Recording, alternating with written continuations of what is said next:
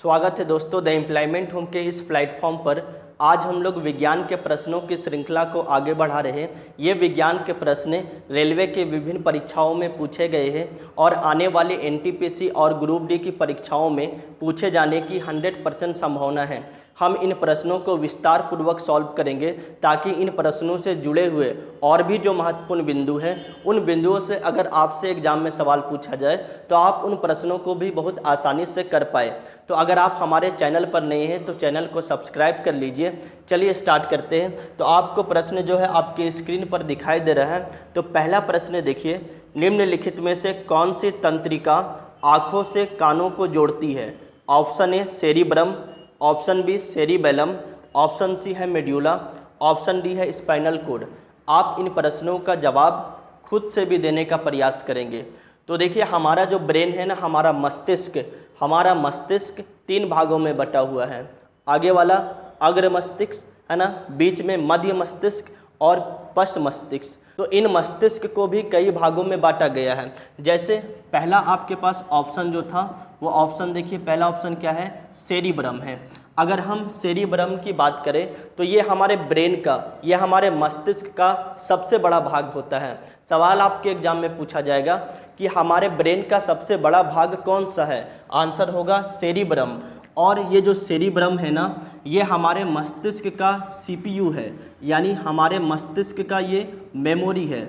इसका मतलब ये हुआ कि हम जो भी चीज़ें याद करते हैं ना, जो भी चीज़ें हम पढ़ते हैं या हमारे पास्ट में जितनी भी घटनाएं घटी है उन सबको हम याद रखते हैं। तो ये सारी यादें जो है, ये सारी जो चीज़ें हैं वो ब्रेन के कौन से हिस्से में स्टोर होती है? तो आंसर होगा सेरिब्रम।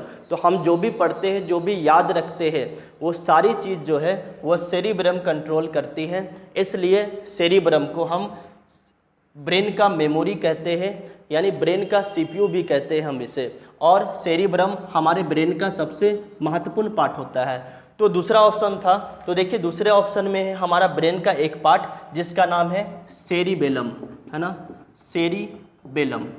तो सेरिबेलम याद रखिएगा, ये हमारा जो ब्रेन का पार्ट है ना सेरिबेलम, ये क्या करता है? हमारे बॉडी को बैलेंस करता है, यानी हमारे बॉडी को संतुलन में रखता है, हमारे बॉडी को संतुलित करता है। यानी हमारे शरीर के जितनी भी मूवमेंट है वो सारे मूवमेंट को, गतिविधियों को ब्रेन का कौन सा पार्ट कंट्रोल करता है? तो आंसर होगा सेरिबेलम। यानी कि हम चल पाते हैं ना, और चलने समय अपने पैरों को हिलाते हैं, अपने हाथों को हिलाते हैं, तो हमारे शरीर की जो भी गतिविधियां होती है ना, उन गतिविधियों को हमारे ब्रेन का कौन सा पार्ट? सेरिबेलम कंट्रोल करता है। हम सीधे खड़े हो पाते हैं, बैलेंस बना के खड़े हो पाते हैं, हम घूमते हैं, इन सब को कंट्रोल कौन करता है? तो ब्रेन का सेरिबेलम कंट्रोल करता है। इसलिए याद रखिएगा, जो शराबी होता है ना, शराबी जो शराब पीते हैं, तो शराब पीने के कारण उसका सेरिबेलम जो होता है वो इफ़ेक्ट करता है। और जब सेरिबेलम इफ़ेक्ट करता है ना, तो शराबी जो होता है अपने बॉडी का बैलेंस नहीं रख पाता, यानी अपने शरीर का संतुलन खो देता है। इसलिए एक नॉर्मल आदमी चले और एक शराब पी के चले, है ना, तो नॉर्मल आदमी अपने बॉडी को संतुलित अवस्था में चलता है, लेकिन जो शराबी होता है ना, वो अपने बॉडी के संतुलन को खो देता है, क्योंकि शराब पीने से उसके ब्रेन का सेरिबेलम इंजर्ड होता है। और सेरिबेलम हमारे शरीर को, हमारे शरीर के मूवमेंट को, हमारे बॉडी के संतुलन को बनाए रखता है।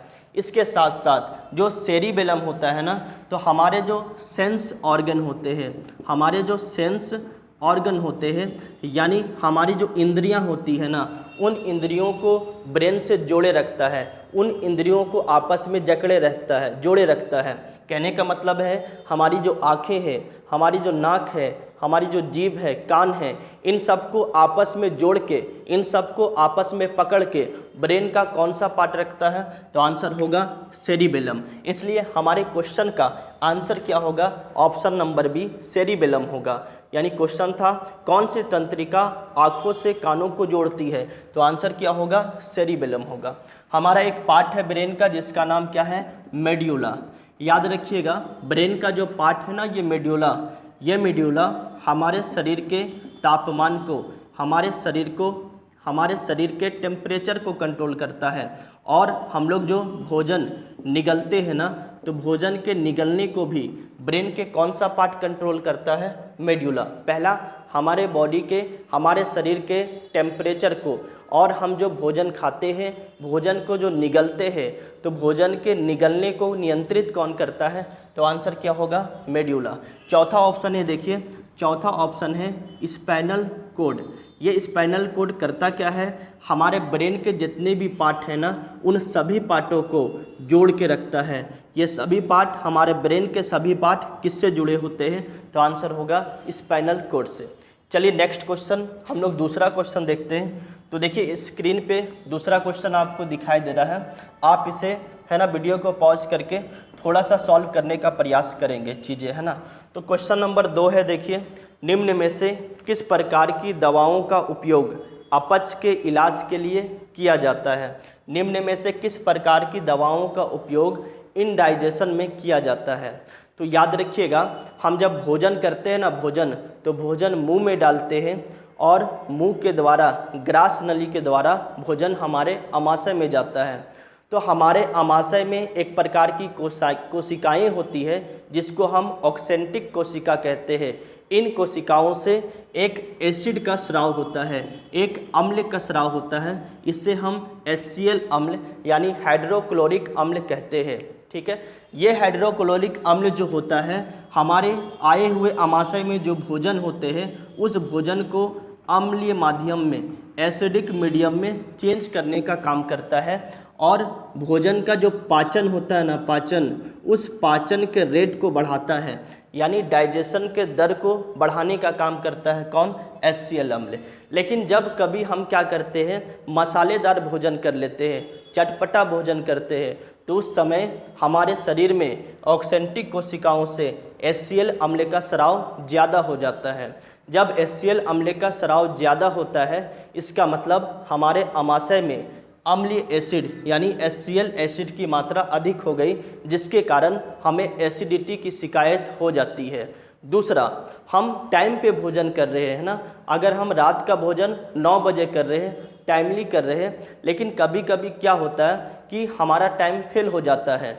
हम रात का भोजन 9 बजे करते हैं, लेकिन कभी हम भोजन 12 बजे करने वाले होते हैं। तो जब हम टाइमली भोजन करते हैं ना, तो ऑक्सेंटिक कोशिकाओं को पता होता है कि ये जो व्यक्ति है ना, ये कितने बजे भोजन करता है, तो रात के 9 बजे भोजन करता है। इसलिए 9 बजे HCl अम्ल का स्राव क्या होता है, हमारे आमाशय में हो जाता है। लेकिन कभी कभी क्या है, हम भोजन कर लिए कितने बजे, रात के 12 बजे कर लिए।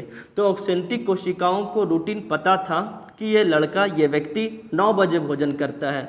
तो 9 बजे ही क्या हुआ, HCl अम्ल का स्राव हो गया। और जब HCl अम्ल का स्राव हो गया, तो हमारे आमाशय में HCl अम्ल की मात्रा बढ़ गई, है ना। क्यों? क्योंकि HCl अम्ल ने भोजन को पचाया ही नहीं, भोजन को पचाने में मदद ही नहीं किया, क्योंकि 9 बजे तो हम कुछ खाए ही नहीं। तो जब HCl अम्ल का सेक्रेशन अधिक हो गया ना, तो इस समय क्या हो जाती है, हमें एसिडिटी की शिकायत हो जाती है। जब हम मसालेदार भोजन करते हैं या फिर जब हम बेटाइमली भोजन करते हैं, तो उस समय हाइड्रोक्लोरिक अम्ल का सेक्रेशन अधिक हो जाता है, जिसके कारण हमें एसिडिटी की शिकायत हो जाती है या हमारे भोजन को पचने में परेशानी होती है। उस समय हम मार्केट से एक दवा लेते हैं, इस दवा का नाम है एंटासिड, है ना। एंटासिड नाम का एक दवा लेते हैं, और इस दवा का जो रासायनिक नाम है ना, इसे हम कहते हैं मैग्नीशियम हाइड्रोक्साइड, है ना। ये जो दवा है, इसे हम कहते हैं मैग्नीशियम हाइड्रोक्साइड। और ये मैग्नीशियम हाइड्रोक्साइड क्षार होता है, बेस होता है। जब हम इस दवा को लेते हैं ना, तो ये अम्ल के साथ, HCl अम्ल के साथ रिएक्शन करके न्यूट्रल कर देता है, और हमारे शरीर में जो एसिडिटी की शिकायत थी, जो इनडाइजेशन की शिकायत थी, वो दूर हो जाती है। तो आपसे सवाल पूछा कि अपच के समय हम कौन सा दवाई लेते हैं, तो एंटासिड। कभी कभी ऑप्शन में एंटासिड नहीं रहेगा, ऑप्शन में रहेगा मैग्नीशियम हाइड्रोक्साइड। और इसी मैग्नीशियम हाइड्रोक्साइड का एक और नाम है, इसे हम कहते हैं मिल्क ऑफ मैग्नीशिया। सवाल कई बार पूछा गया एग्जाम में कि मिल्क ऑफ मैग्नीशिया किसे कहते हैं? आंसर होगा मैग्नीशियम हाइड्रोक्साइड को। क्यों? क्योंकि जब मैग्नीशियम हाइड्रोक्साइड को पानी में मिलाया जाता है ना तो वो दूध की तरह दिखता है, इसलिए मैग्नीशियम हाइड्रोक्साइड को मिल्क ऑफ मैग्नीशिया कहते हैं। तो हमारे दूसरा क्वेश्चन का आंसर क्या हो गया? तो एंट एसिड हो गया। चलिए नेक्स्ट क्वेश्चन की तरफ देखते हैं। तो देखिए तीसरा क्वेश्चन आपके स्क्रीन पर है, पढ़िए उसे और एक बार जवाब देने का प्रयास करेंगे। तो तीसरा क्वेश्चन है, धातु के एक टुकड़े को यानी लोहे के एक टुकड़े को गहरी झील में गिराने पर जैसे जैसे ये गहरा डूबता जाता है उस पर उत्प्लावक बल यानी बायोंट फोर्स क्या होगा? ऑप्शन ए बढ़ता है, ऑप्शन बी घटता है, ऑप्शन सी एक विशेष गहराई पर समाप्त हो जाता है, ऑप्शन डी स्थिर रहता है। तो देखिए इस सवाल को करने के लिए कॉन्सेप्ट समझना बहुत ज़रूरी है। जैसे सवाल बोल रहा है कि हम पानी पे है ना, जब हम पानी पे कोई चीज़ को डुबाते हैं ना, जैसे हमने पानी पर किसी चीज़ को डुबाया इस प्रकार से, तो जब हम पानी पे कोई चीज़ को डुबाते हैं ना, इस पे दो प्रकार के बल लगते हैं। पहला बल, ये वस्तु का जो वेट होगा ना, वस्तु के वेट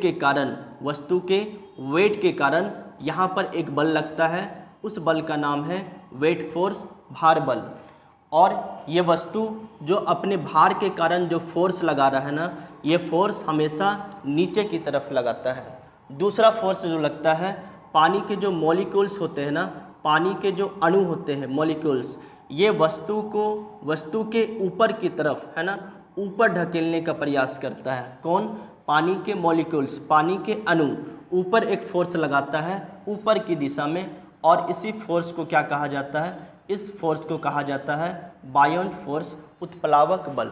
तो जब हम किसी चीज़ को, किसी वस्तु को पानी में फेंकते हैं ना, तो इस कंडीशन पर दो प्रकार के फोर्स लगते हैं। पहला, वस्तु के वजन के कारण एक फोर्स भार बल लगता है और यह भार बल वेट फोर्स नीचे की तरफ लगता है। दूसरा, जो पानी के अणु होते हैं, पानी के मॉलिक्यूल्स होते हैं, वे वस्तु को ऊपर की तरफ ढकेलते हैं और पानी के अणुओं के द्वारा वस्तु के ऊपर की तरफ जो बल लगता है ना, उसी बल को उत्प्लावक बल यानी बायोंट फोर्स कहते हैं। अब इन दो बलों के कारण तीन कंडीशन उत्पन्न होते हैं। पहला कंडीशन क्या है? अगर वस्तु के द्वारा लगाया गया जो भार बल है ना, वो बराबर हो जाए। किसके बराबर हो जाए? उत्प्लावक बल के, यानी बायोंट फोर्स के बराबर हो जाए। कहने का मतलब है वस्तु के द्वारा जितना नीचे की तरफ बल लगाया जा रहा है और पानी के मॉलिक्यूल्स के द्वारा ऊपर की तरफ जो बल लगाया जा रहा है, यानी उत्प्लावक बल, अगर दोनों बराबर हो जाए तो ऐसे स्थिति में क्या होगी?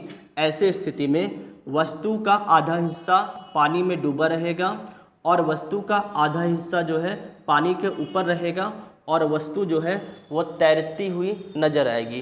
कहने का मतलब है पानी के एक टैंकर में, ठीक है, आप एक लकड़ी का एक टुकड़ा फेंक दीजिए तो लकड़ी का आधा हिस्सा जो है डूबा हुआ रहेगा, आधा हिस्सा पानी के सतह के ऊपर रहेगा तैरता हुआ। इसका मतलब भार बल और उत्प्लावक बल क्या है? दोनों बराबर है। दूसरा कंडीशन क्या है कि वस्तु के द्वारा लगने वाला जो वेट फोर्स है ना, भार बल, ये अधिक हो जाए। किससे अधिक हो जाए? उत्प्लावक बल से, है ना, बायोंट फोर्स से अधिक हो जाए। यानी भार बल ज़्यादा हो, उत्प्लावक बल कम हो, तो ऐसे स्थिति में क्या होगा? वस्तु जो होगा पानी के नीचे, यानी वस्तु जो होगा वो पानी के नीचे पूर्णतः डूब जाएगा। जैसे हम एक लोहा का भारी टुकड़ा लेते हैं वजनदार, अगर उसको हम पानी में डालते हैं तो उस समय लोहे का जो भार बल होगा ना, वो उत्प्लावक बल से, अणुओं के द्वारा लगा गया जो बल होगा ना, उससे अधिक होगा। इस कारण लोहा का टुकड़ा पानी के अंदर क्या हो जाएगा? पूर्णतः डूब जाएगा, है ना। तीसरा कंडीशन क्या है कि वस्तु के द्वारा लगाया गया जो भार बल है ना, वो उत्प्लावक बल से कम हो जाए। यानी यहाँ पर उत्प्लावक बल क्या है? अधिक है और भार बल क्या है? कम है। यानी वस्तु का भार बल कम है और पानी के मॉलिक्यूल्स के द्वारा लगाया गया ऊपर की तरफ बल अगर अधिक है, तो ऐसे स्थिति में क्या होगा कि वस्तु जो होगा, वस्तु पानी के सतह पर तैरेगा, यानी वस्तु का कोई भी हिस्सा पानी के नीचे नहीं डूबेगा। जैसे अगर हम बात करें कि यहाँ पर एक पानी है और पानी पे प्लास्टिक का बॉल है ना, एक प्लास्टिक का बॉल, खिलौना वाला बॉल अगर हम पानी के अंदर रख दे, फेंक दे, तो हम देखते हैं जो प्लास्टिक वाला बॉल का कोई भी हिस्सा पानी के नीचे नहीं डूबता, वो पानी के सतह पर है ना पूर्णतः तैरता है। इसका मतलब ये हुआ कि भार बल इसका कम है, उत्प्लावक बल इसका क्या है, बायंट फोर्स इसका क्या है, अधिक है। तो सवाल क्या पूछा है, सवाल को समझिए। धातु के एक टुकड़े को, लोहे के एक टुकड़े को गहरी झील में डाला गया, तो जैसे जैसे वो नीचे गहराई की तरफ जाएगा, इसका मतलब लोहा का जो टुकड़ा होगा उसका भार बल अधिक होगा। तो डूबने की स्थिति में बायंट फोर्स क्या होगा, उत्प्लावक बल क्या होगा, बढ़ेगा, घटेगा, एक विशेष गहराई पर समाप्त हो जाएगा या फिर स्थिर रहेगा। तो देखिए सवाल को समझिए, है ना। सवाल है कि एक झील है, गहरी झील है ना, गहरी झील है, ठीक है। इस गहरी झील पर एक लोहे का टुकड़ा ऐसे करके है ना फेंक दिया गया, लोहे का टुकड़ा। तो ये धीरे धीरे क्या होगा, डूबते जाएगा झील में, इस प्रकार से डूबेगा, है ना। इस प्रकार से ये गहराई की तरफ चलता पड़ेगा। अब देखिए जो पानी के मॉलिक्यूल्स के द्वारा उत्प्लावक बल लगाया जाता है, तो क्या इधर के अणु उत्प्लावक बल लगाएंगे क्या, नहीं। क्या इधर के अणु उत्प्लावक बल लगाएंगे क्या, नहीं। पानी के कौन से मॉलिक्यूल्स वस्तु को ऊपर की तरफ उत्प्लावक बल लगाएगा, तो आंसर होगा पानी वस्तु के सतह पर जो मॉलिक्यूल्स स्पर्श कर रहे हैं, वस्तु के सतह पर जितने मॉलिक्यूल्स स्पर्श कर रहे हैं, टच कर रहे हैं, वही मॉलिक्यूल्स क्या करेंगे, ऊपर की तरफ उत्प्लावक बल लगाएंगे। अब ये वस्तु थोड़ा नीचे आ गया, तो यहाँ पर जो अणु स्पर्श कर रहे हैं, पानी के जो अणु यहाँ पर वस्तु को टच कर रहा है ना, वही मॉलिक्यूल्स इसके ऊपर की तरफ उत्प्लावक बल लगाएगा। अब वस्तु और नीचे आ गया गहराई में, तो गहराई में आने के बाद भी वस्तु को जो जो अणु स्पर्श कर रहे हैं मॉलिक्यूल्स, वही अणु क्या करेंगे, इसको ऊपर की तरफ बल लगाएंगे।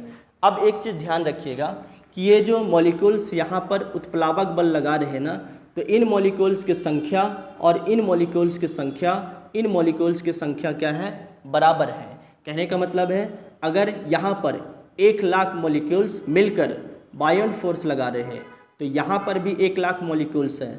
मॉलिक्यूल्स की संख्या नहीं बदली, अणुओं की संख्या नहीं बदली, इसने भी उत्प्लावक बल ऊपर की तरफ लगाया। जब यह वस्तु और गहराई पे चली गई, तो यहाँ पर भी जो अणु है ना, उनकी भी संख्या क्या है, सेम है। जब मॉलिक्यूल्स की संख्या सेम है, तो इसका मतलब यहाँ पर जितना उत्प्लावक बल लग रहा होगा, वो यहाँ पर भी उतने ही उत्प्लावक बल लग रहा होगा, और यहाँ पर भी उतने ही उत्प्लावक बल लग रहा होगा।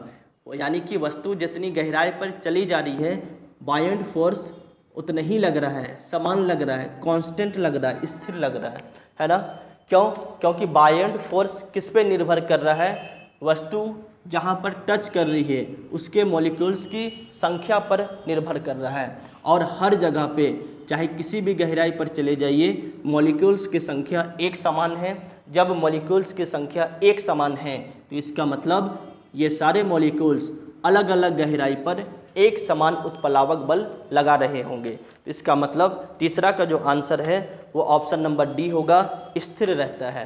तो देखिए वीडियो आपको अच्छा लग रहा हो ना, तो वीडियो को शेयर और लाइक जरूर कर दे। एक चीज़ याद रखिएगा, है ना, इन बिंदुओं से भी सवाल आपके एग्जाम में पूछा जा सकता है, पूछा भी गया है एग्जाम में कि अगर भार बल और बायंट फोर्स अगर बराबर हो जाए तो वस्तु की स्थिति क्या होगी। तो याद रखिएगा दोनों बराबर हो जाए, वस्तु आधा डूबा हुआ रहेगा, आधा सतह के बाहर तैरता हुआ। सवाल पूछा गया है कि भार बल अगर उत्प्लावक बल से अधिक हो जाए, वस्तु पूर्णतः डूब जाएगी। भार बल उत्प्लावक बल से कम हो जाए, अर्थात उत्प्लावक बल का मान अधिक हो जाए, तब वस्तु सतह में पूर्णतः पूरी तरीक़ा से सतह में तैरती है। चलिए अगला क्वेश्चन पढ़िए, है ना। तो स्क्रीन पे है आपका क्वेश्चन नंबर 4, उसे पढ़िए और वीडियो को रोककर जवाब देने का प्रयास करेंगे, है ना। तो चौथा क्वेश्चन है, देखिए बहुत अच्छा क्वेश्चन है, एग्जाम में पूछा गया कि अगर झरने से पानी गिरता है तो पत्थर में गिरने के बाद उसकी एनर्जी में, उसकी ऊर्जा में क्या परिवर्तन होता है। ऑप्शन ए, गतिज ऊर्जा स्थितिज ऊर्जा में बदल जाता है, यानी काइनेटिक एनर्जी पोटेंशियल एनर्जी में चेंज हो जाता है।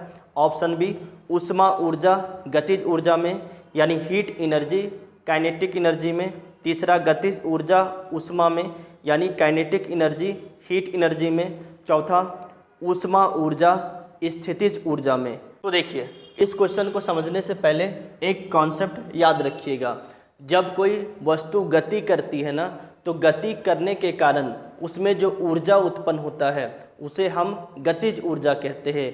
जब किसी वस्तु के गति के कारण उसमें जो एनर्जी उत्पन्न होता है गतिज ऊर्जा कहते हैं, उसे हम काइनेटिक एनर्जी कहते हैं। जैसे हमने बोर्ड पर इस पेन को रख दिया, पेन ने अपना काम नहीं किया, पेन लिखने का काम नहीं किया, लेकिन पेन में जब हम गति दिए ना, इस प्रकार से गति दिए, तो इस गति के कारण इसमें कार्य करने की क्षमता आई। तो पेन में कार्य करने की क्षमता कब आई? इसके गति के कारण। तो इसमें जो ऊर्जा हमने बाहर से दिया ना, उसे हम क्या कहते हैं? काइनेटिक एनर्जी कहते हैं। उसी प्रकार से देखिए, सवाल एग्जाम में पूछा जा रहा है आपसे कि कोई झरना है ना, कोई झरना है और ये झरने की पानी जो है वो नीचे गिर रही है। इसका मतलब इस पानी में क्या है? इस पानी में गति है। इसका मतलब ये पानी ऊपर से नीचे गिर रही है, इसका मतलब इसमें गति है। तो इसमें कौन सा ऊर्जा होगा? पानी में गतिज एनर्जी होगी, यानी काइनेटिक एनर्जी होगा, गतिज ऊर्जा होगा। ठीक है।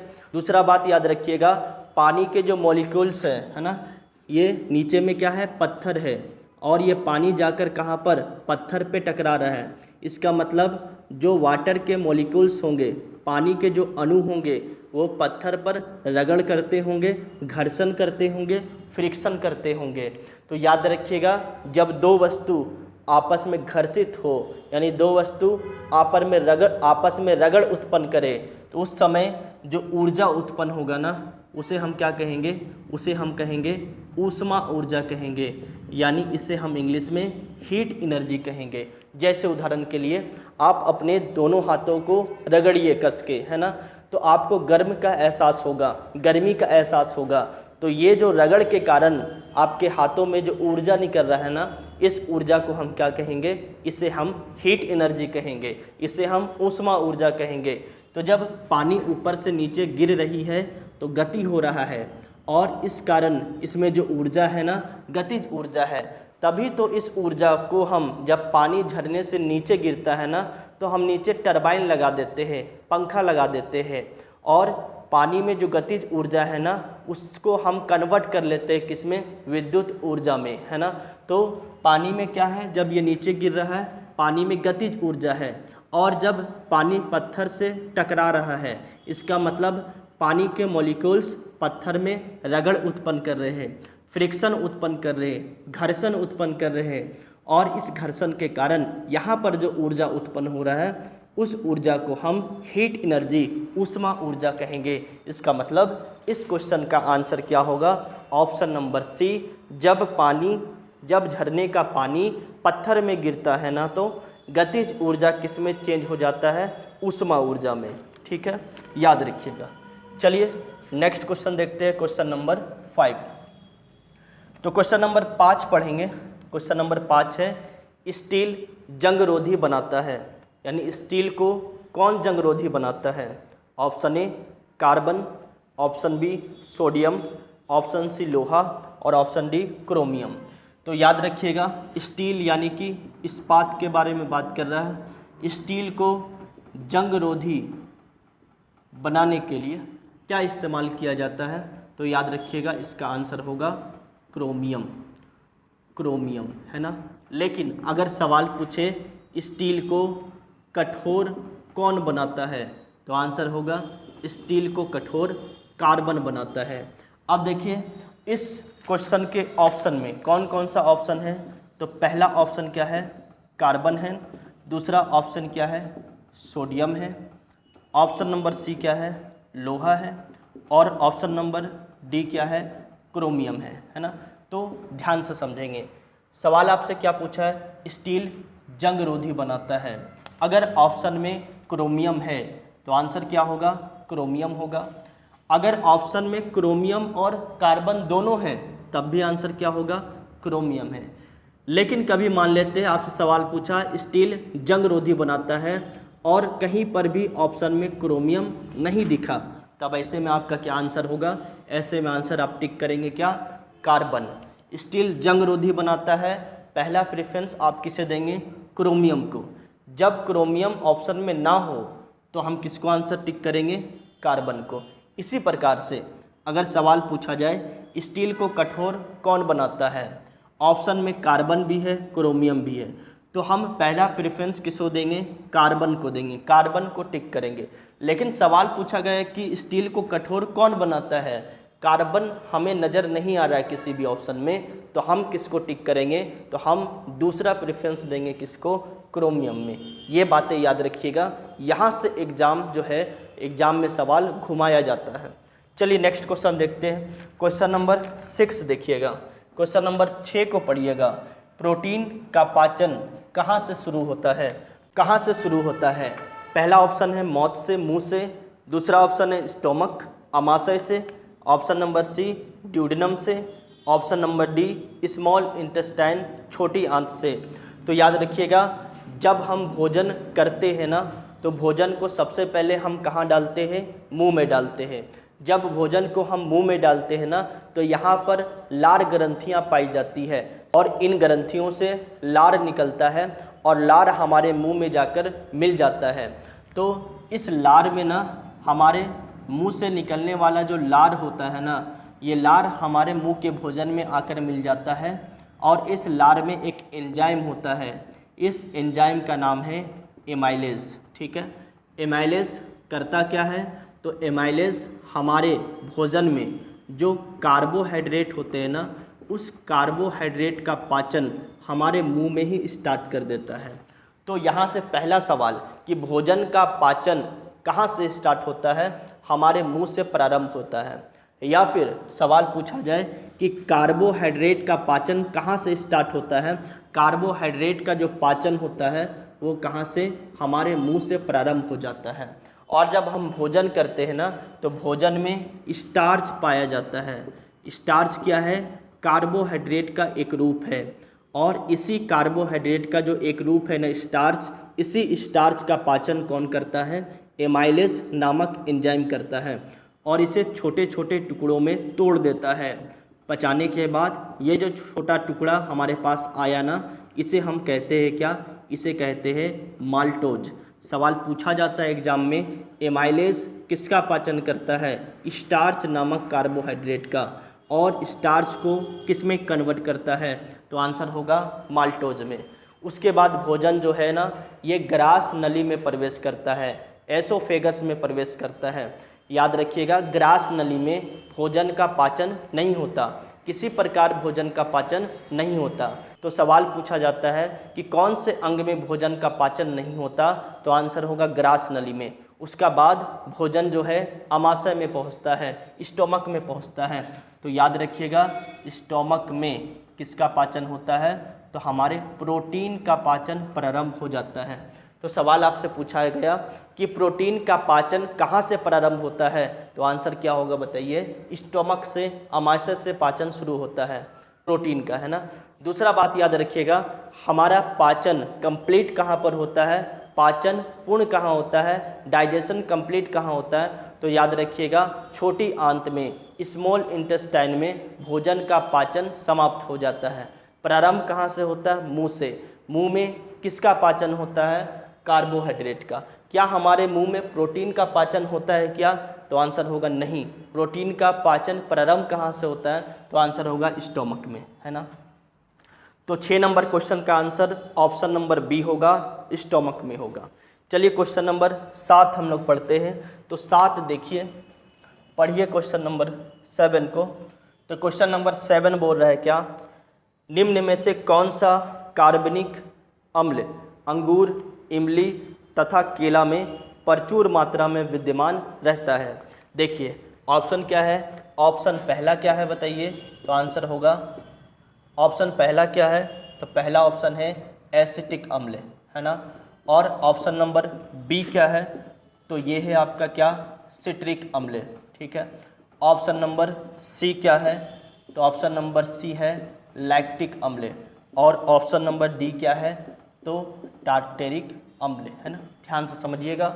अब देखिए, अगर आपसे सवाल ये पूछता कि सिरका में कौन सा अम्ल पाया जाता है, विनेगर में कौन सा अम्ल पाया जाता है, आंसर क्या होता, एसिटिक अम्ल। सवाल पूछता कि खट्टे फलों में, है ना, खट्टे फलों में यानी अंगूर, संतरा, मौसम्मी, खट्टे फलों में, रसदार फलों में कौन सा अम्ल पाया जाता है, आंसर क्या होता, सिट्रिक अम्ल। अगर सवाल आपसे पूछता कि दही में कौन सा अम्ल पाया जाता है, तो आंसर होगा लैक्टिक अम्ल। सवाल अगर सिर्फ और सिर्फ ये पूछता कि इमली में, है ना, सिर्फ पूछता, सिंगल इमली में दिया हुआ रहता कि इमली में कौन सा अम्ल पाया जाता है, तो टार्टेरिक अम्ल। अब देखिए उसने सवाल क्या पूछा है, केला में, अंगूर में और इमली में प्रचुर मात्रा में कौन सा अम्ल पाया जाता है। तो यहाँ पर छात्र कंफ्यूज होंगे और ऑप्शन किसको टिक कर देंगे, ऑप्शन नंबर डी, जबकि केला में, है ना, जबकि केला में टार्टेरिक अम्ल नहीं पाया जाता। और आपसे पूछा है कि केला, अंगूर और इमली, इन तीनों में कौन सा अम्ल पाया जाता है, तो याद रखिएगा ऐसे में इसका आंसर क्या हो जाएगा, ऐसे में इसका आंसर हो जाएगा सिट्रिक अम्ल, क्योंकि केला में जो है वो टार्टेरिक अम्ल नहीं पाया जाता। लेकिन सिर्फ इमली में अगर ये सवाल पूछता कि सिर्फ इमली में कौन सा अम्ल पाया जाता है, तब हम आंख बंद करके ऑप्शन नंबर डी को टिक कर देते, टार्टेरिक अम्ल। लेकिन हमसे सवाल इमली भी पूछा है, अंगूर भी पूछा है, केला भी पूछा है, तो इन तीनों में हम टार्टेरिक अम्ल को टिक नहीं करेंगे, हम किसको टिक करेंगे, सिट्रिक अम्ल। तो इस क्वेश्चन का हमारा आंसर होगा ऑप्शन नंबर बी क्या, यानी सिट्रिक अम्ल, ठीक है। चलिए हम लोग 8वां सवाल को देखते हैं। तो 8वां सवाल पढ़िएगा, स्क्रीन पे है। तो बायोगैस में निम्न में से कौन सा घटक होता है ना। तो पहला ऑप्शन है, देखिए पहला ऑप्शन है ब्यूटेन, दूसरा ऑप्शन क्या है, प्रोपेन, तीसरा ऑप्शन क्या है, मीथेन, चौथा ऑप्शन क्या है, एथेन, है ना। तो आपसे पूछ रहा है बायोगैस में, है ना, यानी गोबर गैस में कौन सा घटक होता है। तो ब्यूटेन जो होता है ना, वो एलपीजी सिलेंडर में होता है। और सिगरेट के लाइटर में कौन सा गैस, तो आंसर होगा ब्यूटेन, है ना। तो बायोगैस में ब्यूटेन हमारा नहीं होता है, प्रोपेन नहीं होता है, एथेन नहीं होता है, तो इसका आंसर क्या होगा, मीथेन होगा। याद रखिएगा बायोगैस में मुख्यतः 4 गैसें होती है। पहला क्या, मीथेन गैस, दूसरा कार्बन डाइऑक्साइड, तीसरा हाइड्रोजन गैस, चौथा नाइट्रोजन गैस। याद रखिएगा। तो अगर सवाल पूछे कि बायोगैस में सबसे अधिक मात्रा में कौन सा गैस होता है, मीथेन गैस, और बायोगैस में सबसे कम मात्रा में कौन सा गैस होता है, तो आंसर क्या होगा, नाइट्रोजन गैस। तो इस सवाल का आंसर क्या हुआ, बायोगैस में कौन सा घटक होता है, तो आंसर होगा क्या, मीथेन। तो ये सीरीज़ आपको कैसा लगा कमेंट करके ज़रूर बताएं। वीडियो लंबा हो गया, इसलिए हम अगले वीडियो में कुछ और ऐसे सवालों को लेकर आएंगे जो एग्ज़ाम में परेशान करने वाले सवाल होंगे, उसे भी हम विस्तृत तरीके से अध्ययन करेंगे। तो वीडियो को लाइक कर दीजिए, कमेंट कर दीजिए, वीडियो को शेयर कर दीजिए। चलिए मिलते हैं हम लोग जल्द ही अगले सीरीज में। जय हिंद, जय झारखंड, धन्यवाद।